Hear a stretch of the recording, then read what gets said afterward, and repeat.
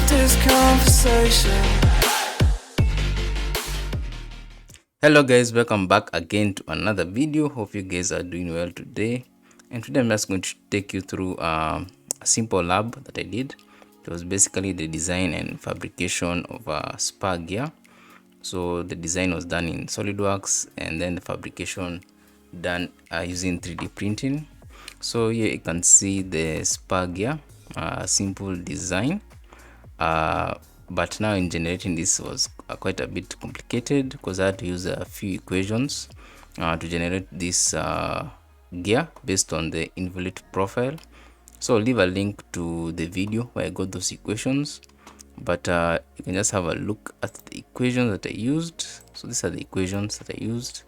So we have the global variables, the equation, what it equates to, and then the comments, basically the definitions of these variables you can see there.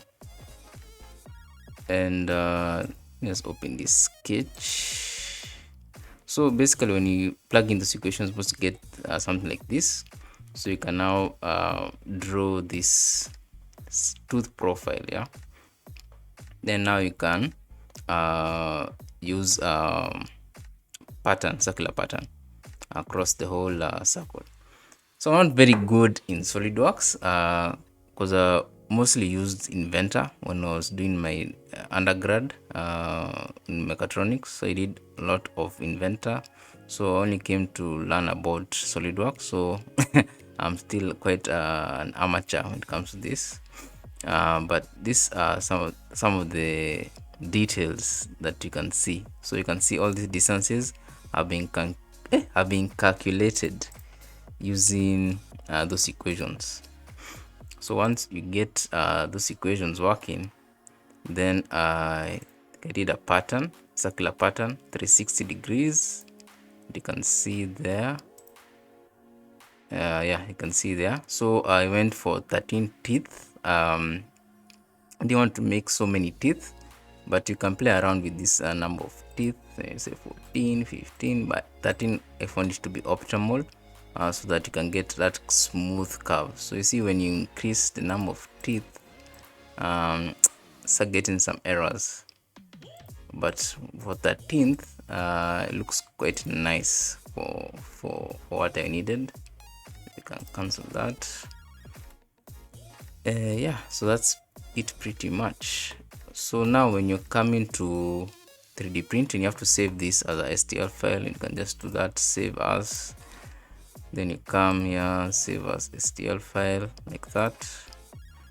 I think the other thing I can show you guys is the drawing before we hop on to the 3D printing part.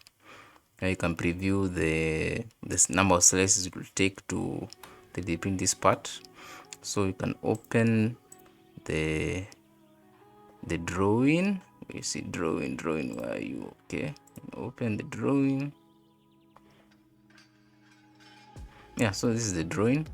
You can see some of the specifications. So that's 50 from here to here, 50 millimeters, and the diameter is 20. The size is basically 12. The depth is 12 millimeters. Yeah, so I've already uploaded this on GrabCAD, so I'll leave a link in case you want to use this model. So I'll leave a link in the description. Yeah, I think that's pretty much it for the design part. So now you can hop on to Ultimaker, where you can now preview this gear. You can close that. Don't save. So we'll go to Ultimaker, and this is how it looks like in Ultimaker. So I've already sliced, so you can see it takes 3 minutes to do this whole bit and consume 9 grams of material, and you take 40 slices. Yeah, and is it the resolution? Is the resolution, or what is it? 0.3 millimeters. I think that's the resolution.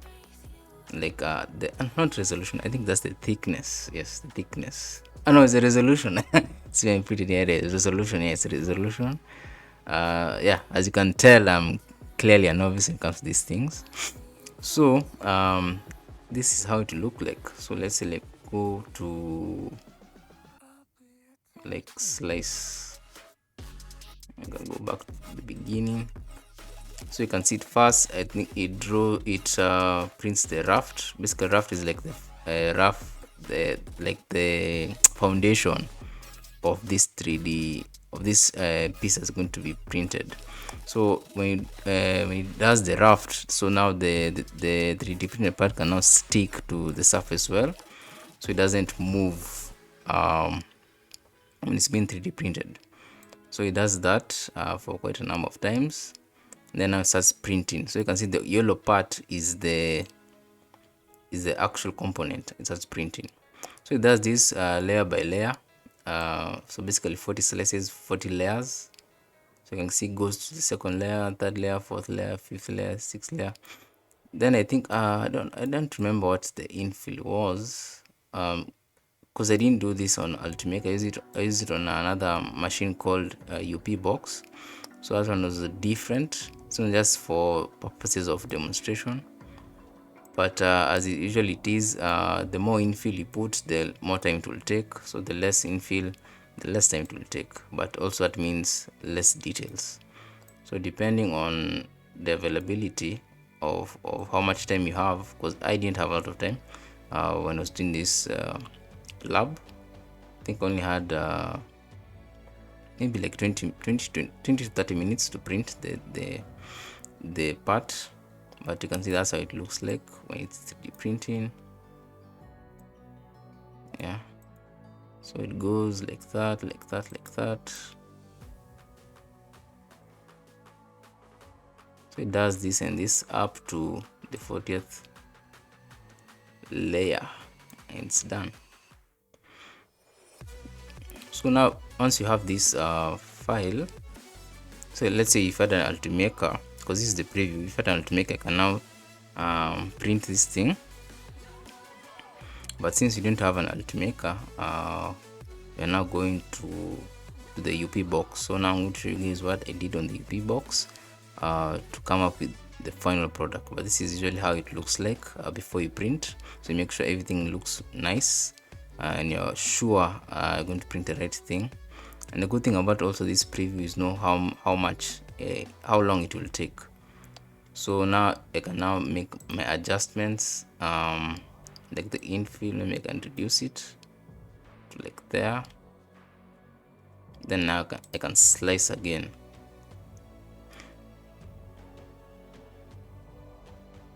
So now it's 32 minutes. So you can now play around with most of these print settings. This is extra fast. So if you want extra fine basically more details but also more time. So you can slice that. So it'll take more time, because now it's printing. The resolution is so small to get that precise detail. So now you can see it takes 198 slice. So it has gone from 40 to 198 slice, and the time is 2 hours and 38 minutes. But if you also notice the amount is relatively the same, 8 grams, but what has changed is just the resolution, the resolution per slice. So you can now get it very detailed. So the output of a 30-minute print and a 2 hour and 38 minutes are very different. Unfortunately, I don't have a 3D printer, so I can't show you the difference, but you can imagine how accurate the model will be when it is 3D printed. Now I'm going to go to the actual fabrication of this 3D printer, and I'll show you guys how it went along from beginning all the way to the final product. So now we are beginning the process of 3D printing. So now you can see, guys, it's now 3D printing the raft that I talked about earlier. So this will be the foundation on which the 3D model will be printed on. So now this will be a good base to hold the model in place as the 3D printing takes place. And now you can see also that screen, that was the preview, but now on the UP box, and you can see now it is printing the model layer by layer. and you can see it's going quite fast. This is towards the end. So it took, I think it took around 25 minutes to 3D print this gear, but so far it's coming out well. I didn't put a lot of infill, so it didn't spend so much time in adding those details. Yeah, so you can see the mechanism, how it does it. It's pretty complex and advanced machinery compared to what we had let's say 10 years back. I remember when this came out, it was a big thing. It revolutionized the manufacturing space, because now you could make prototypes quite fast and cheap. Yeah, so it's been crazy to learn about these new technologies, and I really appreciate the person who made this 3D printer. Really saved, really helped us, when it comes to developing new technologies. And that is the preview, as you can see there. So next is now the output. This is what was the final output of the process, and you can see the model with the raft, and here you can see it on my hand how it looks like, and the back of the model with the raft, and now the final thing without the raft. So it looks quite clean and came out okay. So that will be it for this video. Hope you guys have learned one or two things and also enjoyed the whole experience as a whole. So make sure to like if you enjoyed it, subscribe if you haven't already, and turn on the notifications for updates like this in future.